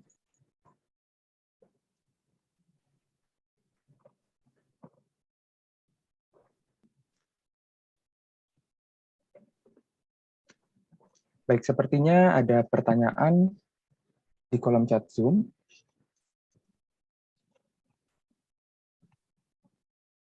Ada 2 pertanyaan ya, Pak Budi, saya bacakan. Silakan. Pertanyaannya dari Muhammad Oktavian, mahasiswa S1 Fisika IT semester 5. Untuk pertanyaan yang pertama, kebetulan saya pernah publikasi di konferensi International Symposium on Physics and Application, di situ tertera Conference Proceeding Index by Scopus. Yang ingin saya tanyakan, apa yang dimaksud conference proceeding? Apakah conference proceeding tersebut dapat membuat publikasi saya dapat terindeks Scopus atau tidak? Baik, silakan Pak Budi untuk pertanyaan yang pertama. Yang keduanya langsung ya, apa saja manfaat yang bisa didapat ya? Baik Pak, silakan langsung untuk pertanyaan kedua. Ya, jadi Mas Muhammad Oktavian, mohon maaf ya, saya bilang kayak gini ya, orang di Indonesia memang banyak sekali publish di conference kayak gini, Symposium on Physics and Application. Saya lupa namanya apa, tapi banyak sekali. Kalau Anda tadi ya, saya bilang ya, kalau Anda buka website Scopus ya, kalau Anda mau tahu ya, dosen Anda, saya nggak, mungkin bukan dosen Anda, saya biasanya ya, ini mungkin praktis yang saya lakukan. Misalnya kalau saya lihat ada orang pembicara kayak misalnya, ini ada webinar dari Budi Waluyo, biasanya saya cek dulu dia dokumen di Scopusnya ada berapa banyak. Anda bisa cek di namanya di auto research ini. Nah, di yang dibilang tadi ya, conference ini Anda type aja apa judul conference-nya di sini. Misalnya saya lihat yang mana ya? Apa namanya tadi Muhammad? Saya coba copy paste dulu ya. Di sini misalnya ya. Kalau saya type di sini nggak ketemu, maka Anda juga bisa mencarinya menggunakan publisher atau ISSN lebih mudah. Ya, jadi lihat proceeding-nya, ISS-nya apa. Menjawab pertanyaannya, apakah itu terindeks Scopus atau enggak? Cek dulu di sini, ya. Kemudian setelah cek di sini, apakah proceeding itu benar-benar terindeks Scopus, Mas? Iya. Untuk yang tipe-tipe ini, namanya sama-sama ya. Namanya bau-baunya sama kayak gini. Symposium something. Tapi ketika Anda lihat proceeding artikelnya, Anda akan menemukan ada tema proceedingnya itu yang nggak masuk dengan tema conference-nya, tapi publish. Nah, kalau Anda tanya, ini Mas beneran terindeks Scopus atau enggak? Cek di website ini, Mas rekomendasikan nggak publish di sini? Kalau saya bilang hindari, karena itu baunya yang saya bilang tadi, baunya bau predatory, abu-abu, mending dihindari. Karena memang sebenarnya di conference seperti ini, itu banyak teman-teman di Indonesia yang publish, karena prosesnya lebih mudah, tapi bayar, kayak gitu. Hindari ya, kalau saya bilang hindari. Di proceeding conference kayak gini, hindari. Kemudian apa manfaat yang bisa kita dapat telah melakukan publikasi terindeks Scopus? Kalau Anda jadi dosen ya di kampus Indonesia, Anda mau nama Anda dikenal internasional kan? Orang mau tulisan Anda dibaca oleh orang yang dosen di kampus di Amerika kan? Mau kan? Jadi itu manfaatnya. Kayak misalnya Anda type nama saya ya. Saya punya 12 dokumen yang sudah masuk di Scopus. Dan ketika Anda buka dokumen Anda akan bisa melihat siapa yang nge-cite citasi tulisan Anda. Kemudian Anda bisa melihat juga berapa H-index Anda. H-index itu adalah jumlah publikasi dibagi dengan jumlah apa kayak gitu. Semakin tinggi H-index, artinya semakin tinggi citasi tren Anda, kayak gitu. Manfaatnya adalah investment di masa depan. Ketika Anda mau pindah dari kampus di Indonesia, mau ke kampus di luar negeri, itu cenderung lebih mudah, karena Anda punya rekor yang diakui secara internasional. Ketika Anda mau melamar beasiswa, juga akan lebih mudah, kayak gitu. Ketika Anda mau melamar program postdoc atau internship akan lebih mudah karena Anda punya publikasi di indeks yang diakui internasional. Itu mungkin Mas Alang, Mas Elang. Baik, terima kasih Pak Budi atas jawaban pertanyaan pertama. Baik, kalau begitu kita lanjut ke penanya yang kedua dari Pak Ahmad Sugianto. Mohon maaf izin bertanya Pak, kalau publikasinya itu adalah book review di jurnal terindeks Scopus, apakah nama autornya dapat muncul di web Scopus jika sudah berhasil publish book review-nya? Yes. Jadi jawabannya benar, bisa muncul di Scopus. Jadi kalau Anda udah publish, kemudian tunggu sekitar 2 atau 3 bulan, kemudian ketik nama Anda di Scopus, biasanya sudah muncul. Jadi yang jenis-jenis publikasi yang saya jelaskan tadi, apapun jenisnya, kalau jurnalnya memang kredibel, bisa Anda cari di Scimego, bisa Anda cari namanya di Scopus, nggak discontinued, nggak abu-abu yang saya bilang tadi, muncul kok book review. Dan ini tadi juga saya bilang kan, jangan mau pakai uang sendiri kalau nggak diganti ya. Ini juga perlu Anda pahami ya. Jadi itu book review bisa nggak di-apply untuk publication reward. Book review adalah salah satu tipe publikasi yang sedikit peminatnya. Jadi kalau Anda menulis book review, kemungkinan besar diterima itu lebih tinggi persentasenya. Hanya kalau Anda mau untuk meningkatkan, jadi level yang pertama, berapa jumlah publikasi Anda? Level yang tertinggi, berapa jumlah citasi Anda? Jadi lihat level Anda dulu ya. Level Anda itu orang baru bertanya berapa jumlah publikasi Anda di Scopus. Atau yang tertinggi, berapa jumlah citasi Anda di Scopus. Oke. Nah, kalau Anda masih yang kedua, ya, jumlah citasi, book review, itu sangat-sangat jarang di-cite oleh orang lain. Jadi kalau Anda mau menulis book review, boleh, tapi itu sekedar kayak hobi dan menambah jumlah dokumen Anda di website Scopus. Tapi untuk meningkatkan jumlah citasi, baiknya tentang research article, brief report, atau tipe manuskrip yang lainnya, di mana Anda menulis tentang riset atau literature. Itu jawabannya, Mas Telang. Baik, terima kasih Pak Budi atas jawaban yang kedua. Mungkin sedikit informasi bahwa kepada seluruh peserta diharapkan untuk mengisi link presensi yang sudah dikirimkan di chat Zoom. Baik, mungkin selanjutnya ada penanya yang sudah raise hand ya, Mas Zulfikar. Silakan Mas Zulfikar untuk memberikan pertanyaannya. Baik, terima kasih untuk kesempatan yang diberikan moderator. Mas Budi, perkenalkan saya Zulfikar Damaralam. Saya mahasiswa doktor dari IPB. Yang ada beberapa hal yang ingin saya tanyakan, mungkin juga Mas Budi boleh share juga pengalaman Mas Budi. Yang pertama mengenai mungkin perjalanan Mas Budi, bagaimana sih kok bisa menjadi dosen di Walaila University di Thailand. Yang pertama. Lalu yang kedua, saya agak excited dengan Mas Budi yang tahun ini tadi di awal ada 13 yang akan dipublish ya Mas ya. Mungkin boleh itu di-share bagaimana sih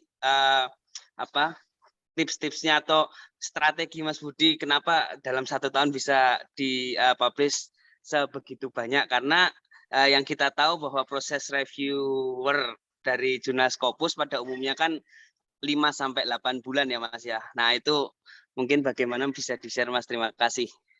Ya, salam kenal Pak Zulfikar. Jadi gimana bisa jadi dosen di Thailand Mas? Jadi saat saya lulus S3 bulan Agustus ya 2017, saya pulangnya bulan Mei 2017 ya, saya defense-nya. Tapi saya official lulusnya tahun 2017. Sejak bulan Mei 2017 itu hampir 100 aplikasi saya sebar ke berbagai negara, termasuk di Indonesia, termasuk aplikasi melamar PNS di Indonesia. Tapi nggak ada yang nyangkut satupun, bayangkan. Hampir 100 aplikasi saya sebar. Dan yang menerima hanya satu, Walailak ini. Makanya kalau ditanya bagaimana Mas bisa di sini? Ya simple sebenarnya, saya buka semua lowongan-lowongan, saya share di LinkedIn atau Google, Twitter, saya share, saya kirim aplikasi, sama seperti yang teman-teman lakukan, nggak ada tips yang ini sih, keep doing it, itu aja. Dan memang kalau teman-teman sering bilang, mungkin ada yang nanya, kok nggak jadi dosen di Indonesia aja, nggak lulus di Indonesia, itu masalahnya. Makanya nggak jadi dosen di Indonesia. Iya. Nah, jawaban yang kedua, gimana sih Mas bisa sampai publikasi? Bukan akan, tapi sudah publish 11, 2 lagi akan publish bulan ini, akhir bulan ini. Saya bilang kayak gini teman-teman, memang benar publication process itu prosesnya kayak gini. Akan makan waktu sekitar 1 tahun. Ya, jadi kalau Anda sudah menulis manuskrip selesai.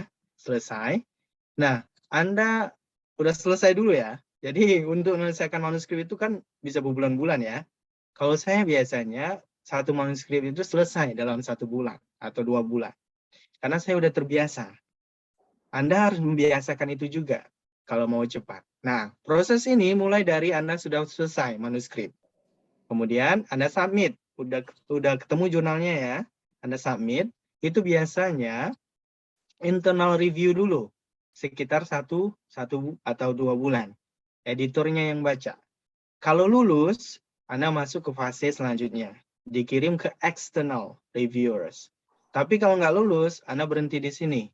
Editornya tolak. Atau di internal review ditolak. Ini namanya desk rejection. Kalau lulus, Anda akan dikirim ke reviewer 1, 2. Ada jurnal yang sampai melibatkan 3 reviewer. Dan ini makan waktu 4-6 bulan.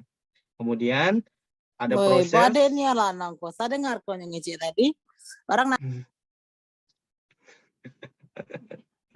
Oke, roaming ya. Jadi major atau minor revision, resubmission, kemudian second review sampai paper publish. Jadi kalau ini one attempt, 1 kali coba ya, yang ini ya, bisa sampai 1 tahun. Tapi jangan digeneralisasikan semua jurnal akan makan waktu 1 tahun. Ada yang hanya 6 bulan selesai. Makanya tadi habiskan waktu explore Cimego website, kemudian juga lihat ya intinya tiap hari set Google Alert, kemudian pahami jurnal-jurnal, buat bookmark, pahami medan yang Anda sedang geluti, dunia publikasi itu. Itu mungkin dan kok bisa sampai 13 tahun ini? Karena itu adalah paper yang saya tulis di 2020. Jadi paper itu bukan ditulis tahun ini, ada yang ditulis tahun ini, tapi kebanyakan paper yang ditulis di 2020 ya. Jadi Anda kalau mau banyak publikasi tahun depan, menulis dulu. Jadi sama seperti menabung. Future investment seperti itu. Karena proses ini ya, jadi udah selesai 1 manuskrip, kirim, nulis yang lain lagi. Kirim, nulis yang lain lagi. Seperti itu. Dan saya biasanya 1 bulan selesai 1 manuskrip.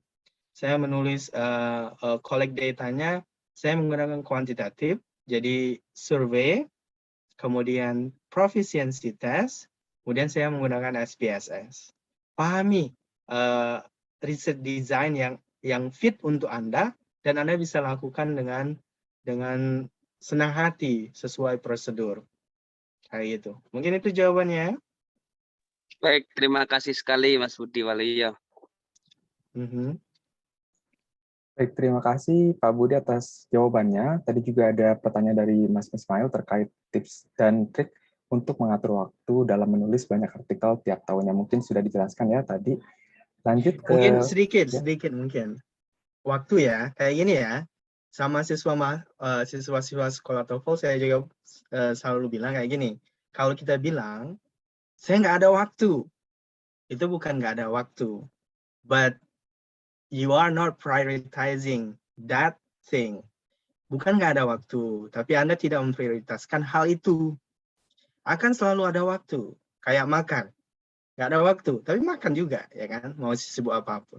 Jadi, bukan nggak ada waktu, tapi Anda tidak menganggap itu hal yang perlu diprioritaskan.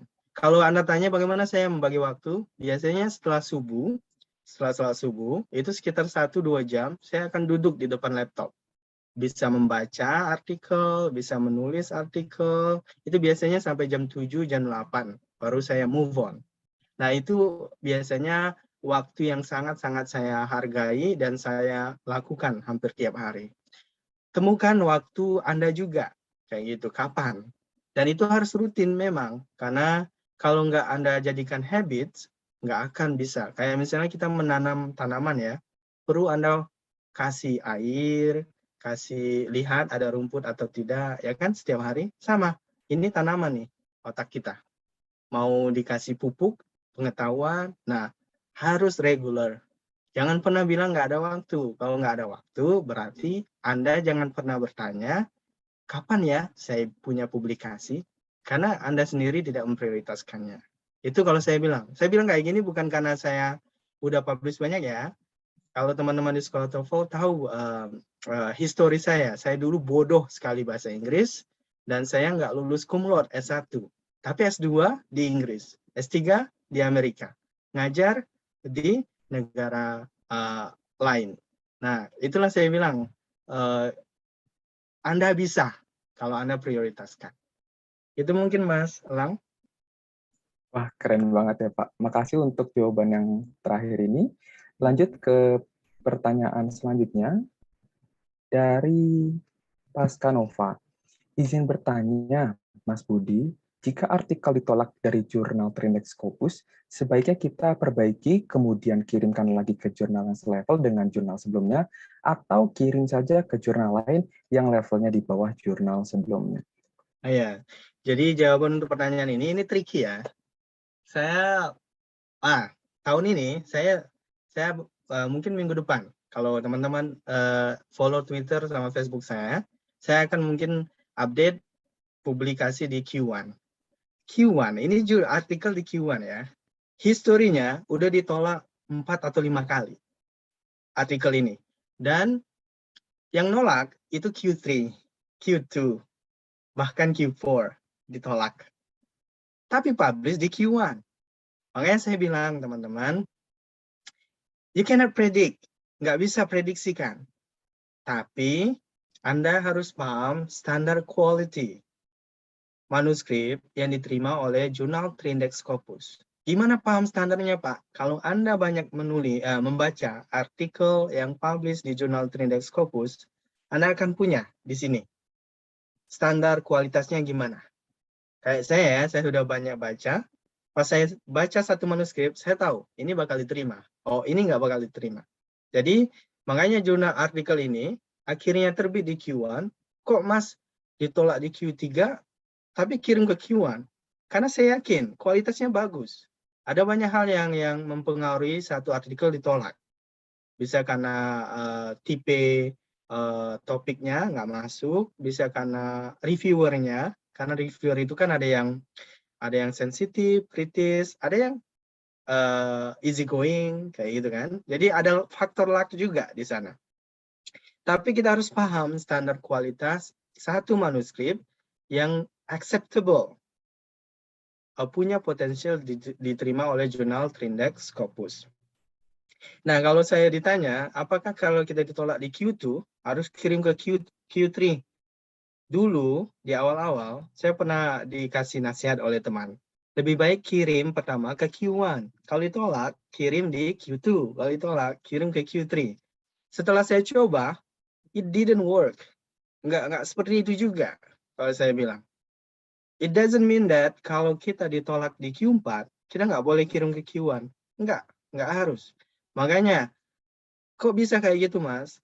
Anda harus paham jurnal yang akan Anda kirim. Makanya nanti kalau Anda sudah punya bookmark, koleksi nama-nama jurnal, baca artikel-artikelnya, Anda akan bisa paham di sini. Oh, manuskrip ini cocok untuk jurnal ini. Kayak gitu. Jadi kalau ditanya apakah harus dikirim lagi ke jurnal dengan indeks yang setara, bisa jadi, bisa enggak. Atau yang lebih di bawah, bisa jadi, bisa enggak. Atau lebih atas, bisa jadi, bisa enggak. Depending, bergantung dengan jurnal yang tersedia yang sesuai dengan topik Anda. Tapi jangan pernah berasumsi kalau ditolak di Q1, nggak bakal bisa terbit di Q1. Atau ditolak Q4, nggak akan bisa diterbit di Q1. Nggak. It doesn't work that way. Nggak seperti itu. Walaupun kebanyakan bisa juga. Makanya tadi saya bilang, Anda harus paham standar kualitas manuskrip yang akan diterima di jurnal Trindex Scopus. Anda bisa tahu ini dengan cara membaca artikel yang terbit di jurnal Trindex Scopus. Anda akan dapat lihat, oh cara menjelaskan metodenya itu kayak gini. Design, participants, instrumen, data analysis. Saya nggak ada ini. Nah itu mungkin jawaban dari saya, Mas Elang. Oke, baik. Terima kasih Pak Budi. Nah, ini ada pertanyaan selanjutnya dari Nikomang. Izin bertanya, Pak, Saya ingin upload artikel di sebuah jurnal yang sudah saya cek di Simago, sudah terindeks Scopus Q1. Di web jurnal tersebut, saya cek tidak ada fee-nya atau gratis. Tapi saya masih ragu, apakah ada cara lain untuk mengecek fee dari sebuah jurnal selain dengan mengunjungi web jurnal terkait? Ya, salah satunya ya send an email ke editornya. Memang ada beberapa jurnal terindeks Scopus, tapi tidak mengatakan jumlah publication fee-nya berapa, atau dia hanya menyebutkan ada publication fee, tapi tidak menyebutkan berapa. Saran saya, lihat daftar di bagian editornya, kirim email ke editornya atau asisten editornya. Tanya tentang itu, pasti dibalas kok. Kalau dia nggak balas, berarti Anda itu indikasi sebaiknya Anda nggak usah kirim ke jurnal itu. Karena kalau email aja nggak dibalas, apalagi manuskrip Anda yang akan Anda submit ke sana. Jadi kalau memang itu jurnal yang bagus, kita kirim email pertanyaan, pasti dibalas. Paling nggak dalam kurun waktu kurang dari sebulan, 1-2 minggu paling lama. Ya, itu juga sebagai cara memahami jurnal ini responsif atau tidak. Itu jawabannya, Mas Elang. Baik, terima kasih Pak Budi. Mungkin ini ada pertanyaan lagi dari Mbak Aulia Adila. Selamat siang Pak Budi, saya ingin bertanya. Saya pernah mencoba publish ke salah satu jurnal terindeks Scopus, namun saya ditolak oleh reviewer tersebut. Yang ingin saya tanyakan yang pertama, apa sajakah faktor yang membuat artikel saya ditolak? Dan yang kedua, bagaimana tips agar artikel tersebut bisa tembus di jurnal yang sama, atau mungkin bisa di jurnal yang berbeda? Oke, yang pertama teman-teman, yang saya bilang di sini ya, ada namanya, dia kan ada 2 ya, internal review dan external review ya. Pertama Anda pahami, itu ditolaknya di internal review atau external review. Kalau Anda ditolak di fase ini, internal review ya, di review oleh editor jurnal, itu artinya biasanya yang pertama, scope-nya nggak masuk dengan scope jurnal. Yang kedua, kualitasnya tidak mencapai standar yang ditetapkan oleh jurnal itu. 2 itu biasanya. Ya. Tapi kalau misalnya Anda sudah melewati internal review dan editornya bilang sudah di send out for external review, itu berarti satu prestasi awal. Kenapa? Editor jurnal itu biasanya profesor dan punya pengalaman. Kalau dia meluluskan jurnal kita untuk dikirim keluar, itu berarti kualitas manuskrip kita bagus. Ya. Jadi kalau Anda sudah melewati internal review dan ditolaknya di external review, itu berarti kualitasnya kemungkinan besar bagus. Saya bilang kebanyakan bagus. Artinya bukan di masalah kualitas, tapi di masalah yang lain. Bisa jadi reviewernya lebih kritis, bisa jadi ada hal-hal yang kurang mendalam atau idenya kurang baru, kurang original, dan lain sebagainya. Tapi biasanya kalau Anda ditolak di fase external review, Anda revisi saja berdasarkan feedback-nya, kemudian kirim ke jurnal lain lagi, biasanya 2-3 kali bisa diterima. Tapi kalau Anda ditolak di sini, Anda perlu paham, ini masalahnya di kualitas atau di scope jurnalnya. Ya. Kalau ditolak terus di fase ini, tapi kalau ditolak ini di fase ini hanya 1-2 kali, bisa jadi bukan masalah kualitas, tapi scope. Itu sebenarnya yang jadi standar. Jadi kalau ditanya faktor-faktor yang membuat artikel itu ditolak apa aja, Pak? Sebenarnya sederhana, Anda harus explore archive, kan? Archive di website jurnal itu, baca artikel yang terbit di sana, lihat topiknya. Ada nggak topik yang terkait dengan topik manuskrip Anda? Yang kedua, cara analisa artikel yang terbit di sana. Apakah ada yang menerapkan, misalnya Anda menggunakan t-test, ya? Ada nggak paper yang t-test yang terbit di jurnal itu? Anda menggunakan interview, ada nggak di jurnal itu yang archive-nya yang artikelnya terbit dengan interview.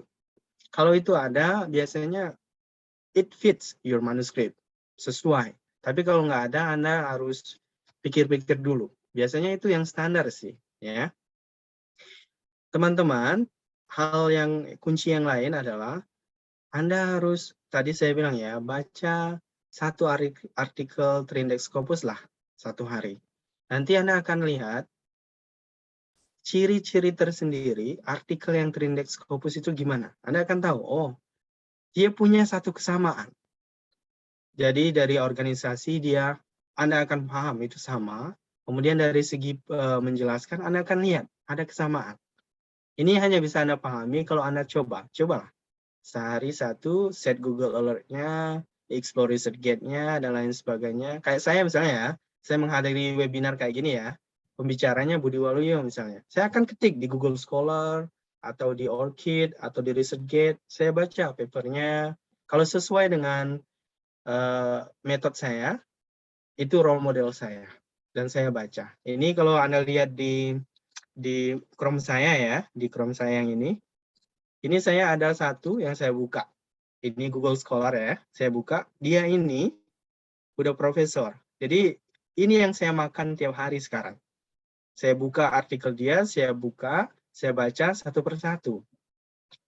Saat kita membaca, kita juga harus reflect back ke manuskrip kita. Ingat ya, tidak apa-apa kalau Anda copy ya. Misalnya ini ya, copy misalnya dia menjelaskan dia explore language anxiety misalnya ya. Pakai survei, wawancara. Tidak apa-apa Anda copy, buat riset yang sama, tulis prosedur dengan analisisnya sama dengan ini, nggak masalah. Ya, karena itu tulisan Anda, konteksnya beda. Konteks Anda, bukan konteks dia. Dan itu akan jadi tulisan Anda juga. Nah, itu mungkin masalah. Baik, terima kasih Pak Budi atas jawabannya. Mungkin ini ada pertanyaan terakhir dari Arnentis. Izin bertanya Pak Budi, apakah ada keuntungan khusus bagi dosen atau mahasiswa S2 dan S3 yang mempunyai banyak publikasi di jurnal terindeks Scopus? Apakah ada juga situasi yang memungkinkan untuk orang yang bukan dosen atau bahkan mahasiswa, tetapi juga bisa menulis di jurnal tersebut? Ya, yang pertama ya, bergantung dengan karir Anda apa yang ingin Anda capai. Biasanya publikasi ini akan punya dampak kalau karir yang Anda ingin raih itu jadi dosen. Ya, tapi kalau jadi guru, jadi politician, nggak akan ada dampak. Ya. Jadi itu dulu. Kalau Anda nggak mau berkarir di tingkat universitas, nggak perlu pusing-pusing dengan ini. Jadi lulus S2, S3, ya nggak perlu juga pusing-pusing dengan ini lagi.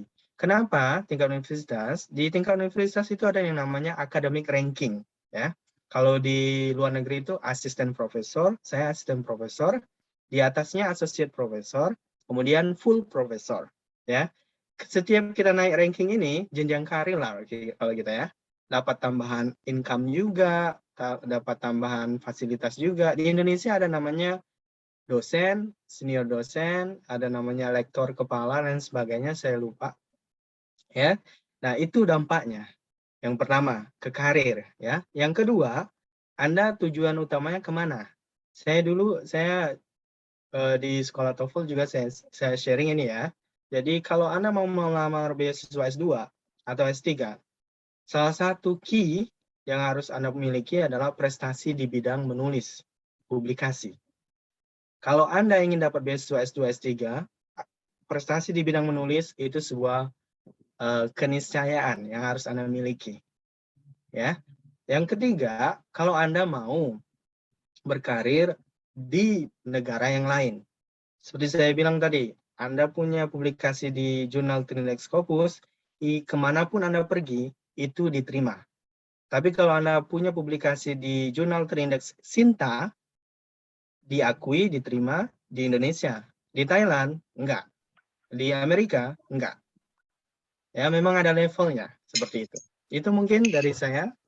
Oh, satu lagi. Kalau nggak punya karir di dosen, jadi bukan dosen di Indonesia, apakah bisa juga kirim manuskrip atau publish di jurnal klinik Scopus? Bisa. Biasanya orang menggunakan nama independent researcher, peneliti independen biasanya. Tapi kalau mau ada dampak, yang saya bilang tadi, kalau Anda mau mencari karir, beasiswa, semua yang terkait dengan higher education atau universitas, beasiswa, program-program exchange, sangat-sangat impactful, berguna publikasi ini. Itu Mas Lang. Oke, terima kasih Pak Budi atas jawabannya. Mungkin dicukupkan untuk sesi tanya jawabnya. Terima kasih banyak kepada para peserta yang sudah bertanya. Selanjutnya kita akan mendengar closing statement dari Pak Budi. Mungkin 1-2 kata, silakan Pak untuk closing statement-nya.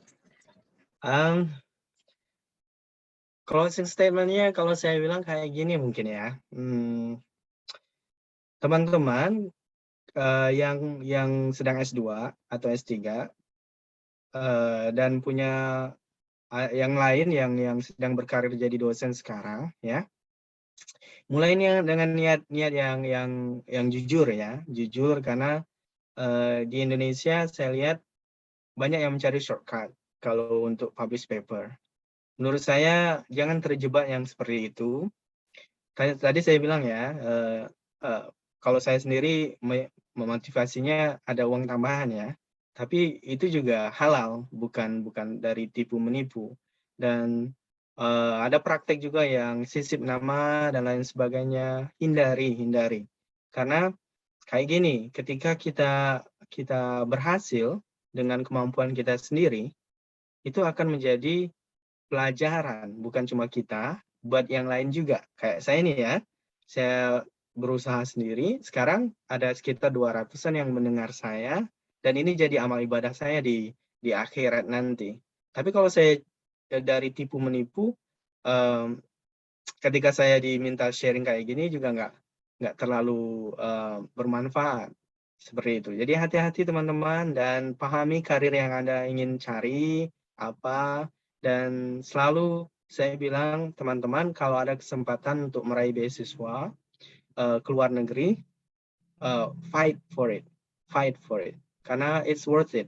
Dan kalau ada kesempatan berkarir di negara orang, fight for it karena untuk berkontribusi ke negara kita bukan berarti kita harus ada di negara kita. Mungkin itu dari saya. Terima kasih sudah mau mendengarkan ocehan saya. Saya akan share slide saya di bagian chat aja ya. Jadi kalau teman-teman ingin lihat slide-nya, bisa lihat di chat. Semoga kita bisa ketemu tatap muka di Indonesia ya. Dan teman-teman yang dapat beasiswa unggulan, semoga berhasil dengan studinya dan bisa membuat Indonesia menjadi lebih baik. Amin. Assalamualaikum warahmatullahi wabarakatuh. Waalaikumsalam warahmatullahi wabarakatuh. Waalaikumsalam warahmatullahi wabarakatuh. Terima kasih Pak Budi atas closing statement yang sangat mantap sekali. Baik, selanjutnya ada pembacaan notulensi dan juga nanti ada penyerahan sertifikat sebagai simbolis acaranya telah selesai. Untuk yang pertama, saya akan membacakan notulensinya. Yang pertama, indeks merupakan database, tempat penyimpanan paper atau artikel. Indeks jurnal tertinggi adalah Scopus dan Web of Science. Indeks tertinggi tersebut dapat dijadikan patokan dalam memilih jurnal. Yang kedua, untuk menemukan jurnal yang sesuai dapat dilakukan melalui ISI, Scopus, atau SINTA. Yang ketiga, untuk menghindari jurnal predator dapat dilakukan dengan mengecek website CIMEGO. Ciri-ciri jurnal predator. Yang pertama, menjanjikan proses cepat. Yang kedua, ada publication fee. Yang ketiga, kualitas artikel yang sudah publish kurang baik. Yang keempat, dapat melihat website jurnal. Perhatikan scope-nya, submission guidelines-nya, frekuensi publication fee, dan juga indeks jurnal. Dan yang terakhir, yaitu tips dan trik untuk mempublikasi suatu artikel ilmiah. Yang pertama, buat folder bookmarks, website jurnal yang menjadi targetnya. Yang kedua, targetkan jurnal terindeks Scopus. Yang ketiga, hindari memilih jurnal yang berbasis di negara berbahasa Inggris. Yang keempat, hindari memilih jurnal dari publisher yang sudah mainstream apabila masih pemula. Selanjutnya, hati-hati dengan jurnal yang discontinued atau discontinued dari Scopusnya. Selanjutnya, pahami modal yang Anda miliki dan jangan publikasi menggunakan dana pribadi. Selanjutnya, memiliki role models yang bisa Anda ikuti jejaknya lewat research platforms. Selanjutnya, bangun personal learning networks. Dan yang terakhir, kolaborasi dengan rekan yang lain. Oke, itulah notulensi untuk acara webinar hari ini. Berikutnya terdapat proses penyerahan sertifikat sebagai apresiasi simbolis kepada Pak Budi bahwa sudah terlaksananya acara webinar pada hari ini. Baik, di layar sudah tertera share screen sertifikatnya. Baik, dimohon panitia dokumentasi untuk men-screenshot proses penyerahan sertifikatnya. Baik, mungkin Pak Budi bisa berpuasa dulu. Saya hitung ya. 1, 2, 3. Sudah? Sudah, cukup. Baik, terima kasih Mas Nel atas dokumentasinya. Untuk Pak Budi mungkin bisa ditunggu karena di akhir ada sesi foto bersama. Baik, sebelum penutupan ada sedikit informasi terkait donasi Semeru. Jadi Forum Beasiswa Unggulan dari seluruh regional menyelenggarakan open donasi untuk bencana yang terjadi di wilayah sekitar Gunung Semeru. Bagi peserta yang ingin berdonasi, bisa transfer ke rekening 0344 0110 4765 500 atas nama Maulida Ruzakia. Pada saat transfer, dimohon untuk menambahkan angka 1 pada digit paling terakhir. Dan setelah transfer, mohon konfirmasi ke kontak person 0812 37831344 atas nama Maulidatus Zakia. Baik, selanjutnya sebelum ditutup acara webinar pada hari ini, saya akan menyampaikan beberapa informasi. Mungkin bagi kepada seluruh peserta, diharapkan untuk mengisi formulir presensi yang sudah kami kirim di kolom chat Zoom. Dan juga bagi peserta yang menghendaki sertifikat, silakan memesan pada formulir presensi yang sudah kami sediakan. Baik, selanjutnya kita akan masuk ke sesi foto bersama. Kepada peserta, silakan untuk on kamera.